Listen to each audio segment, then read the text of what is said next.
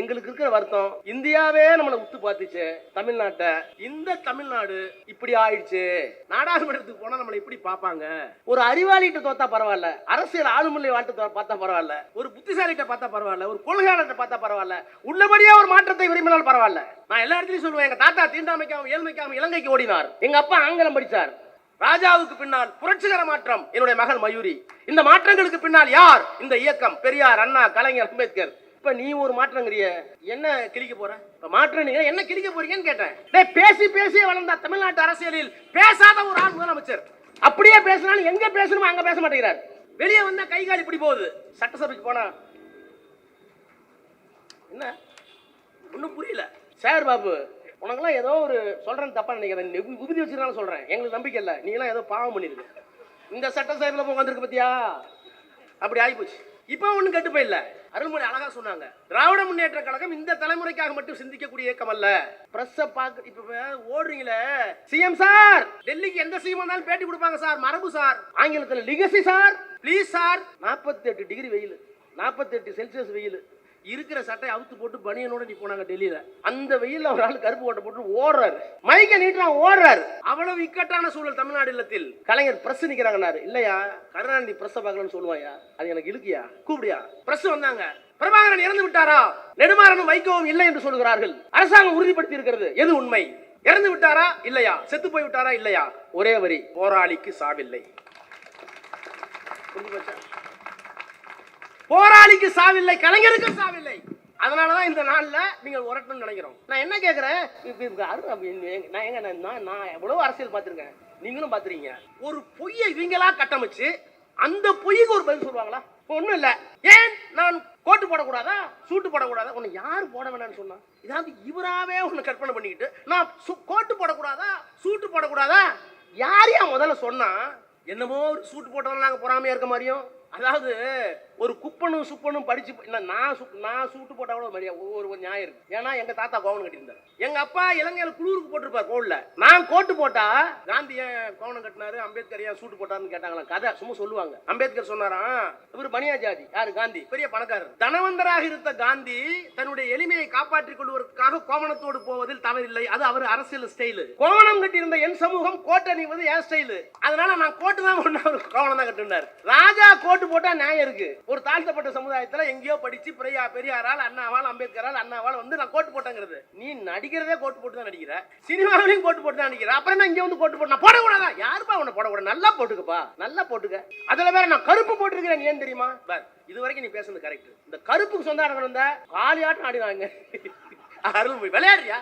யார் பெரிய அவன் தெரியுமா? இதெல்லாம் கொள்கை தலைவர்கள். என்ன கொள்கை தலைவர்கள்? முட்டி போட்டு ஒரு இடத்துல நடக்கிறது. அதான் சொன்னேன், மதத்தை தாண்டியவன் நாங்கள். மதமா? நெத்திக்கு ஒரு மதம், கையில ஒரு மதம், சொல்லிக்கிற பேருக்கு ஒரு மதம். மதத்தை தாண்டி வேணா எல்லா மதத்தையும் ஒரே மதம் உள்ளு போட்டா இப்படி ஒரு அயோக்கியத்தனம் தமிழ்நாட்டில் நடந்துட்டு இருக்கு. அவங்க சொன்னாங்க, குழந்தை சொன்னதுக்கெல்லாம் தாத்தா கேட்பாரு.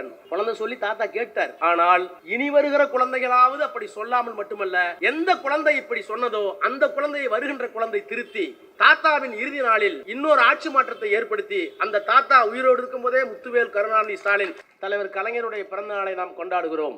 எனக்கு முன்னாலே உரையாற்றிய தம்பி தமிழன் பிரசன்னா அவர்கள் கலைஞர் இருந்த கோட்டையில், கோலோச்சிய கோட்டையில் எப்படிப்பட்டவர்களாம் கோலோச்சுகிறார்கள் என்று நாங்கள் சொல்லவில்லை, ஜூனியர் வீடன் சொல்லுகிறது என்று தோலுறுத்தி காட்டியிருக்கிறார். வழக்கறிஞர் சகோதரி அருள்மொழி அவர்கள் தோலுறுத்தி காட்டினால் மட்டும் போதாது, இப்படிப்பட்ட நேர்வுகள் எல்லாம் அரசியலிலே வரும், அதிலே இருந்து பெரியார் வழியில், அண்ணா வழியில், கலைஞர் வழியில் எப்படி நாம் வெளியே வருவது, இந்த மக்களை மீண்டும் ஆட்கொள்வது, அடுத்த தலைமுறைக்கு எப்படி நாம் சிந்திப்பது என்பதை ஒரு கேள்வியாக உங்களிடத்தில் வைத்து அதற்கு விடையும் சொல்லிவிட்டு சென்றிருக்கிறார்கள். நான் உங்களிடத்திலே அவர்கள் உரைக்கு பிறகு மிக சுருக்கமாக உரையாற்ற விரும்புகிறேன். அருள்மொழிக்கு இருக்கிற சங்கடம், வருத்தம் எனக்கு தெரியும். தமிழன் பிரசாவுக்கு இருக்கிற கோபம், ஆவேசம் எனக்கு புரிகிறது.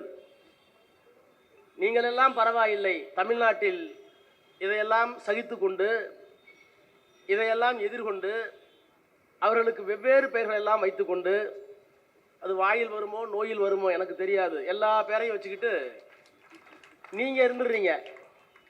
எங்களுக்கு என்ன பிரச்சனை தெரியுமா? மனதும் சொல்லணும்னா, நாடாளுமன்றத்தில் இருக்கிறோம்.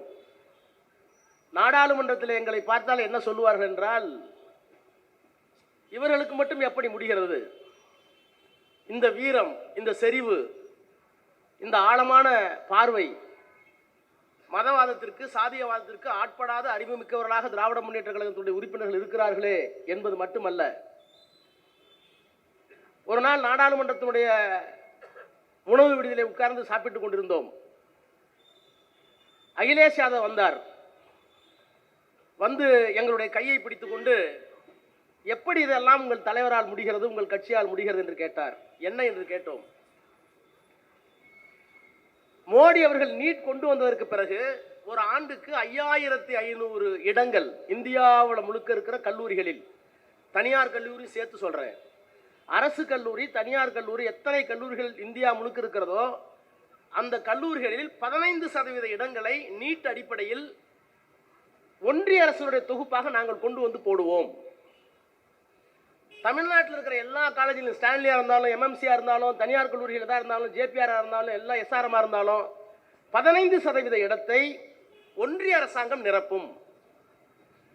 அப்ப இந்தியாவில் இருக்க மொத்த காலேஜில் ஏறத்தாழ 5800 பேர் படிக்கணும் ஒரு ஆண்டுக்கு. யாரு?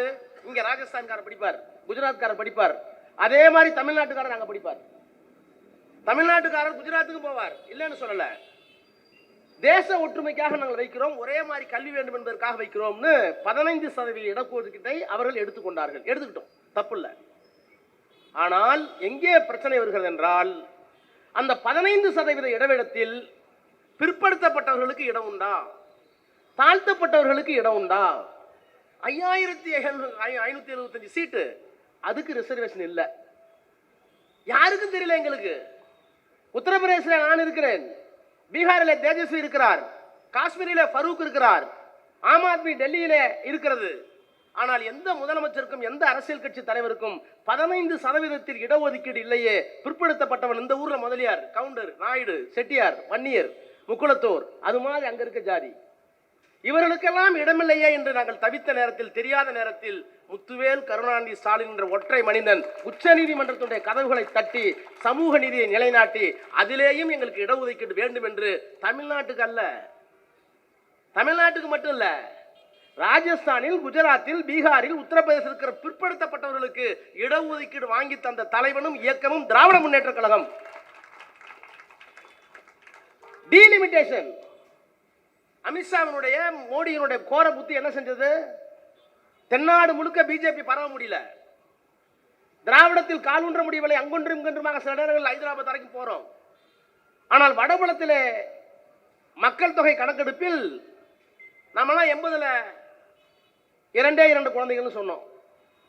நாம் இருவர், நமக்கு இருவர். நாங்கள் படிக்கும்போது இப்போ என் பொண்ணு ஸ்கூல் போகும்போது நாம் இருவர், நமக்கு ஏன் மற்றொருவர் குறைச்சிட்டாங்க.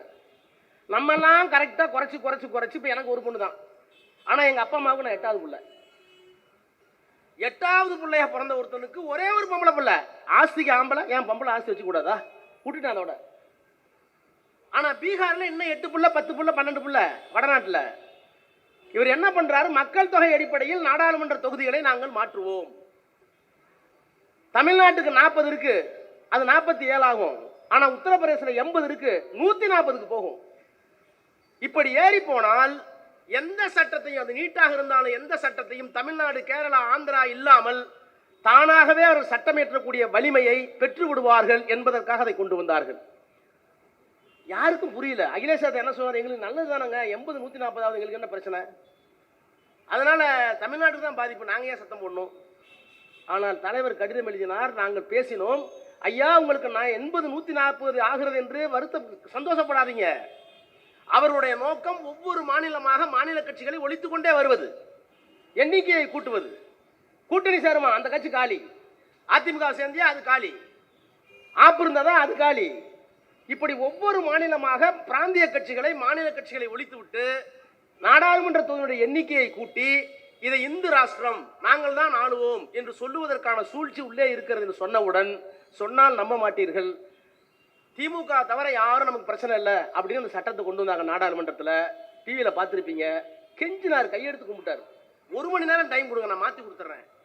அகிலேஷ் யாதவ், நீங்க ஏன் ஸ்டாலினோட சேர்ந்துட்டு வம்பிழுக்கிறீங்க? நேரா லைவ்ல போகுது. அப்படிப்பட்ட அகிலேஷ் யாதவை, வடபுலத்துக்காரர்களை, இந்த தீங்கு உங்களுக்கும் எங்களுக்கும் மட்டுமல்ல, எதிர்கால தீங்கு இந்தியாவிற்கு என்று சொல்லி அதை முதலாக நாடாளுமன்றத்தில் அமித்ஷாவும் மோடியும் உட்கார்ந்திருக்கிற போதே தோற்கடித்த இயக்கம் இந்த இயக்கம். இவ்வளவு பெரிய வலிமை உள்ள ஒரு இயக்கம். நான் இன்னும் சொல்லட்டுமா?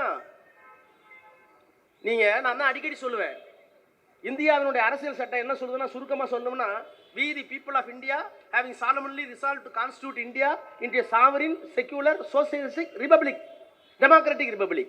இந்தியாவை நாங்கள் எப்படி வடிவமைத்திருக்கிறோம்? இது ஒரு இறையாண்மையுள்ள நாடு, இறையாண்மையுள்ள குடியரசு நாடு, இது ஒரு ஜனநாயக நாடு, இது ஒரு மதச்சார்பற்ற நாடு, இது ஒரு சமதர்ம நாடு. இந்த நாடு தான் அரசியல் சட்டத்தினுடைய அடிப்படை. அரசியல் சட்டத்தை எத்தனை முறை வேண்டுமானால் திரித்துக் கொள்ளலாம், உச்சநீதிமன்றம் சொல்லிடுச்சு. ஆனா அரசியல் சட்டத்தினுடைய அடிப்படை பண்புகள், basic structure of the constitution, இந்த நாளையும் இந்த அஞ்சையும் மாற்றவே முடியாது. நான் பெருமையோடு சொல்கிறேன், இந்த அஞ்சுக்கு ஆபத்து வந்த போதெல்லாம் அரசியல் சட்டத்தில் சொல்லப்பட்டிருக்கிற இறையாண்மை, அரசியல் சட்டத்தில் சொல்லப்பட்டிருக்கின்ற ஜனநாயகம், அரசியல் சட்டத்தில் சொல்லப்பட்டிருக்கிற மதச்சார்பின்மை, அரசியல் சட்டத்தில் சொல்லப்பட்டிருக்கிற சமதர்மம், சாவரின், டெமோக்ராட்டிக், செக்யூலர், சோசியலிஸ்டிக், இந்த நாளும் தான் அரசியல் சட்டத்தின் அடிப்படை பண்பு. இந்த பண்புக்கு ஊறு நேர்பட்ட ஏற்படலாம், இந்த 4 பண்புகளுக்கும் ஆபத்து வந்த போதெல்லாம் அந்த 4 பண்புகளையும் அரசியல் சட்டத்தையும் காப்பாற்றிய இயக்கம் தேசிய இயக்கம் அல்ல, வேறு எந்த மாநில கட்சியும் அல்ல, திமுக திமுக திமுக. அதுதான் இறையாண்மைக்கு ஆபத்து வந்தது. இப்ப கூட நாடாளுமன்றத்தை சொன்ன பார்த்திருப்பீங்க, நீங்க வைரலா போச்சுனாங்க. பாகிஸ்தான் படையெடுத்து வந்தது, எங்களுக்கு என்ன கவலை? திராவிட நாடு கேட்டோம், ஒரு காலத்துல தனித்தமிழ் நாடு கேட்டோம், எங்கேயோ பாகிஸ்தான் படையெடுக்கிறான், எங்களுக்கு என்ன ஆபத்து? பாதிப்பு காஷ்மீருக்கு இருக்கும், பக்கத்தில் இருக்க உத்தரப்பிரதேசம், தமிழ்நாட்டில் வந்து குண்டு போடுறாங்க. இங்கதான் முஸ்லீம் எல்லாம் பாதுகாப்பா இருக்காங்களே பெரியாரால, காய் தமிழத்தால. ஆனால் இந்தியாவினுடைய இறையாண்மை காப்பாற்றப்பட வேண்டும், தேசம் துண்டாடப்படக்கூடாது என்பதற்காக, 1 இன்ச்சு கூட போகக்கூடாது என்பதற்காக அன்றைக்கு எந்த முதலமைச்சரும் தரவில்லை. 6 கோடி ரூபாயை இந்திரா காந்தியிடம் அள்ளி தந்த இயக்கம் திராவிட முன்னேற்ற கழகம், கலைஞர். இது இறையாண்மைக்கு. ஜனநாயகத்திற்கு ஆபத்து வந்தது, மிஸ்ஸா கொண்டு வந்தாங்க. பேச முடியாது, எழுத முடியாது, எல்லாரும் சிறையில் இருந்தாங்க. ஆர்காட்டார் இருந்தார், முரசொலி மாறன் இருந்தார், டிஆர் பாலு இருந்தார், சிவா இருந்தார், எங்க ஊர்ல எல்லாரும் இருந்தாங்க. பேச முடியாது, எழுத முடியாது, போனவங்க எப்ப வந்தாங்கன்னு தெரியாது. சிட்டி பாவையை பறி கொடுத்தோம். அந்த ஜனநாயகத்தை எதிர்ப்பதற்கு கம்யூனிஸ்ட்காரங்க முன் வந்தாங்களா? எந்த மாநில கட்சியால் முன் வந்தாங்களா? வரலையே. அதை எதிர்த்து தீர்மானம் போட்டு ஆட்சியை எதிர்த்து ஜனநாயகத்தை காப்பாற்றிய இயக்கம் இந்த இயக்கம். அரசியல் சட்டத்தில் மதச்சார்பின்மைக்கு ஆபத்து வந்து, செகுலரிசத்துக்கு எப்ப ஆபத்து வந்துச்சு? நாங்கள் ஆட்சிக்கு வந்தால் பாபர் மசூதி இடித்து விட்டு ராமர் கோயில் கட்டுவோம். நாங்கள் ஆட்சிக்கு வந்தால் காஷ்மீருக்கு வழங்கப்பட்டிருக்கிற 370 சிறப்பு பிரிவு, காஷ்மீர்காரன் மட்டும்தான் நிலம் வாங்க முடியும். காஷ்மீருக்கு வேண்டிய சட்டத்தை காஷ்மீர் நாடாளுமன்றம் ஏற்ற முடியாது, காஷ்மீர் சட்டமன்றமே ஏற்றுக்கொள்ளலாம். இதெல்லாம் பாகிஸ்தான் பிடிக்க கூடாதுங்கிறதுக்காக அவர்களுக்கு வழங்கப்பட்ட சிறப்பு உரிமை, நேருவால். அதை குறை சொல்றாங்க. நாங்கள் ஆட்சிக்கு வந்தால் அதை எடுப்போம். நாங்கள் ஆட்சிக்கு வந்தால் இஸ்லாமியர்களுக்கு, கிறிஸ்தவர்களுக்கு, இந்துக்களுக்கு தனித்தனி சட்டம் எல்லாம் ஒன்னாக்குவோம். இதுதான் ஜீவாதார கொள்கை, பிஜேபி ஜீவாதார கொள்கை. அதுல 2 முடிச்சிட்டாரு மோடி. கோயில் கட்டிட்டாரு, 370 எடுத்துட்டாரு, சிவில் சட்டம் இந்த கொஞ்ச நாள்ல போகுது. இதுதான் மூலாதார கொள்கை, மதச்சார்பின்மைக்கு நேர் எதிரான கொள்கை. ஆனால் கலைஞர் அன்றைக்கு பிஜேபியோடு கூட்டணி வைத்து, பிஜேபியுடைய மூலாதார கொள்கை எதுவோ அந்த கொள்கையை குறைந்தபட்ச செயல் திட்டத்தால் முடக்கி போட்டு, அப்பெல்லாம் அருள்மொழி என்கிட்ட பேசாது, ஆசிரியர் எங்கள்கிட்ட பேச மாட்டார், திட்டுவாங்க எங்களை, எப்படி நீங்க பிஜேபி போலான்னு. இவங்க வேலி கட்டி பிஜேபியை காப்பாத்து நினைச்சாங்க, நாங்க கூட போய் கையும் காலையும் கட்டி உள்ள போட்டு அடிக்கணும்னு நினைச்சோம். திராவிட முன்னேற்ற கழகம் இருந்தவரை பாபர் மசூதிக்கு ஆபத்து இல்லை, கலைஞர் அந்த கூட்டணியில் இருந்தவரை 320க்கு ஆபத்து இல்லை. நாங்கள் அங்கே இருந்தவரை சிவில் சட்டத்தை பற்றி பேச முடியாது. மதச்சார்பின்மையை கூட்டணி வைத்தும் காப்பாற்றிய இயக்கம் கலைஞரின் இயக்கம், திராவிட முன்னேற்ற கழகம்.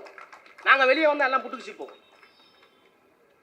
சமதர்மம், மொராஜி தேசாய் நிதி அமைச்சர், இந்திரா காந்தி பிரதமர்.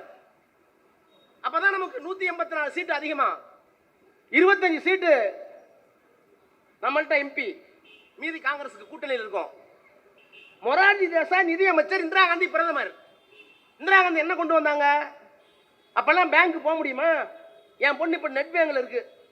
நான் முதல்ல 1989 வக்கீல் ஆகி கனரா பேங்க் வக்கீல். நான் கனரா பேங்க்ல நான் வக்கீல போட்ட அட்வைசரா என்ன கோர்ட்ல பார்த்துட்டு முதல்ல உண்மையை சொல்றேன், அன்னைக்கு தான் எனக்கு செக் புக்கே கொடுத்தான்.